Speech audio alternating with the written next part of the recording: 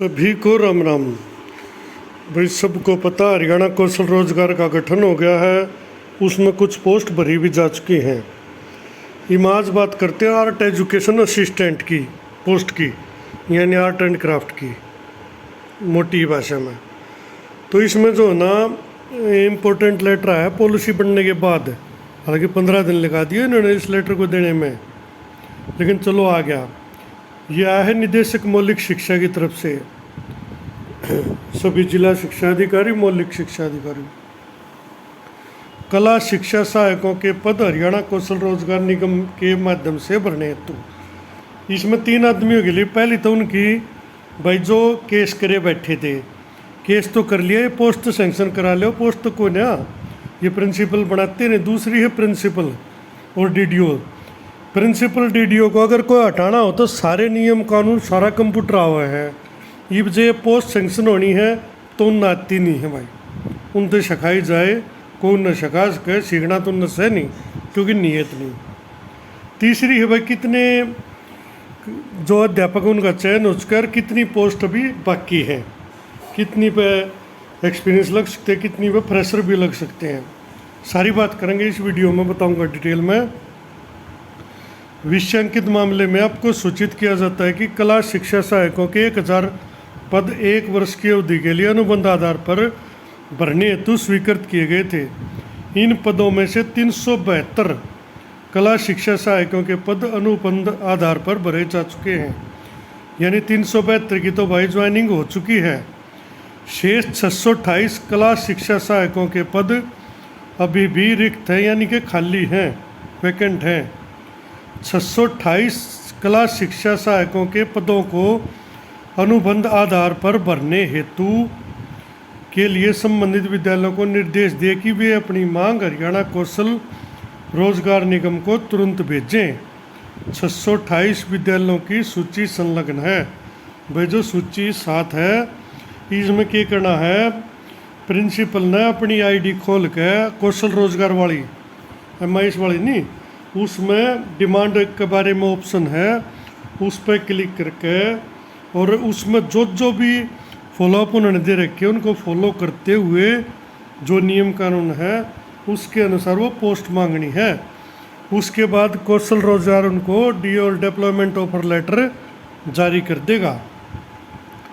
अब उसमें पॉलिसी के बारे में मैंने पहले बता रखी है भाई, उसमें पहले सबसे पहले ज़्यादा एक्सपीरियंस, फिर कम, फिर कम, फिर उससे कम, आखिर में फ्रेशर का नंबर भी आओगा। इसमें पोस्ट आई है भाई अम्बाड़ा की 1 से शुरू होकर और ये चली गई 26 तक, यानी कि 26 पोस्ट हैं भाई अम्बाड़ा में खाली।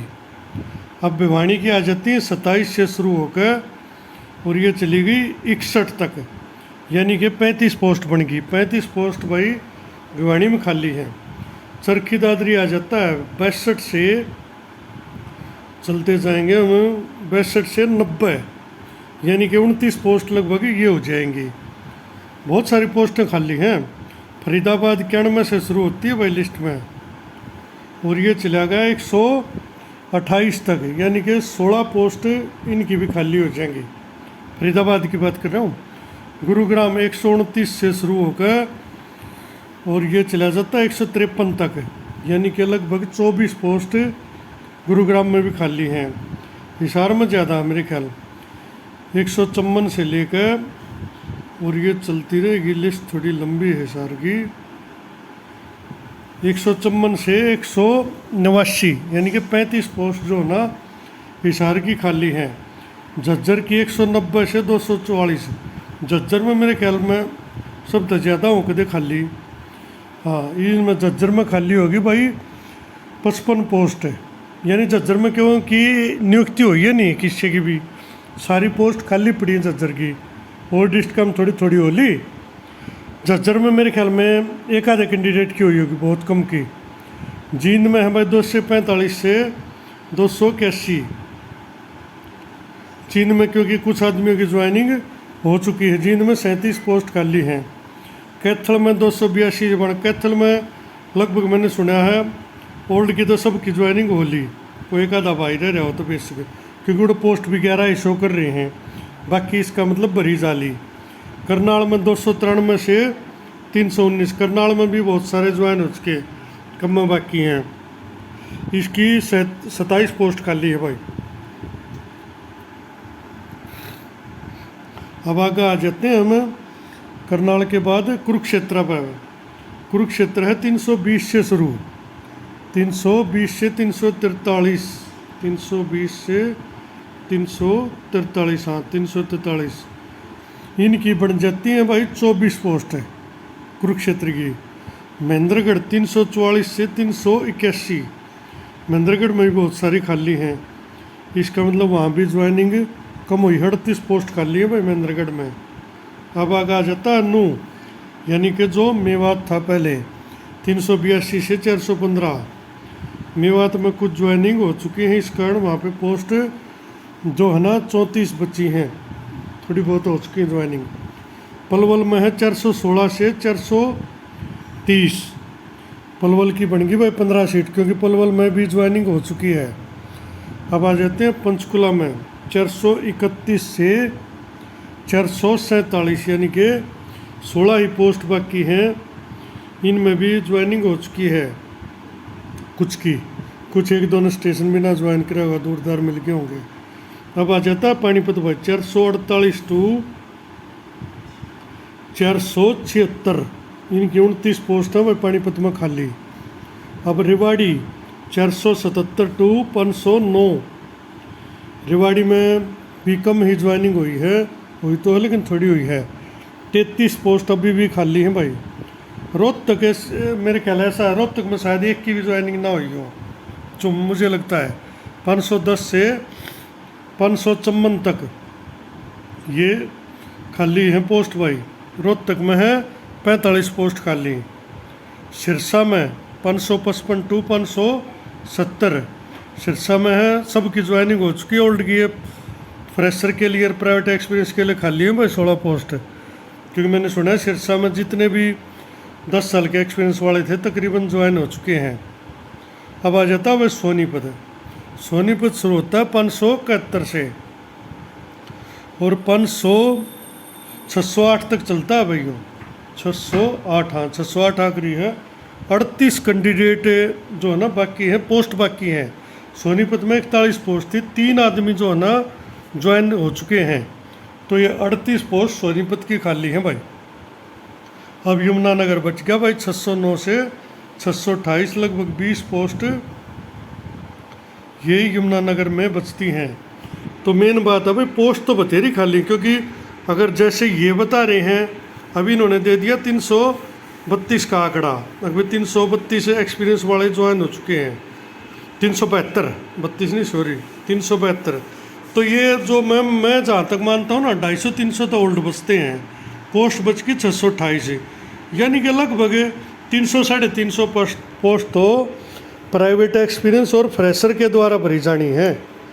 लेकिन भाई ये जब भरी जाएंगी, जब पोस्ट क्रिएट होंगी, मेन दिक्कत क्या आ रही है कौशल रोजगार को भी, क्योंकि पोस्ट नहीं मांग रहे। जो महकमा है, जो DWOs हैं, जो प्रिंसिपल हैं, DDOs हैं, इंचार्ज हैं, वे सीरियस नहीं हैं। सबके पास कल रख बैठे हैं, सबके स्कूल में कंप्यूटर है, फोन में कंप्यूटर हो रहे अब तो, लेकिन ये सीरियस नहीं है। इन जब तक हाँ हटाने का कोई नियम दे दे फिर ये फुल सीरियस हो जाते हैं, उसी टाइम ऑर्डर कर देते हैं कि चलो भाई छुट्टी। लेकिन ये किसी का घर बसने की बात से तो ये केक में है। खुद मेरे तो बोला सर हमने तो कुछ करना नहीं आता, ना करना आता तो क्यों बैठा भाई पोस्ट पर, छोड़ दे कोई और योग्य होगा वो आ जाएगा।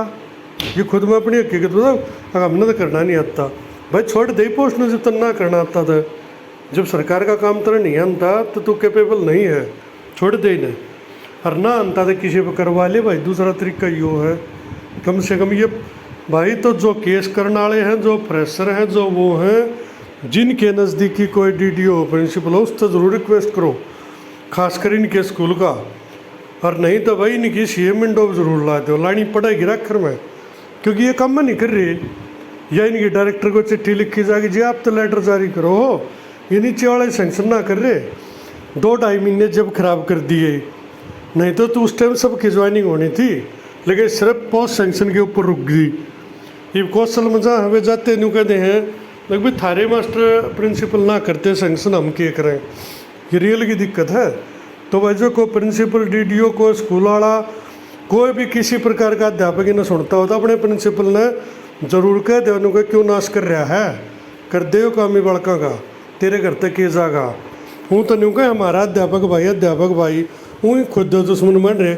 कौन से अध्यापक ने पेन लेके भाई करवाई पोस्ट सेंक्शन, अरे वो तो स्कूलों में बैठा है, वो करवा सके है तो वो किसी पोस्ट का हो, कम से कम वो कह के नहीं करा सके जी ये स्कूलों पोस्ट खाली करी रही है मांगन लाग रहे, आप पोस्ट क्रिएट क्यों नहीं करते, कल रख न कह दो।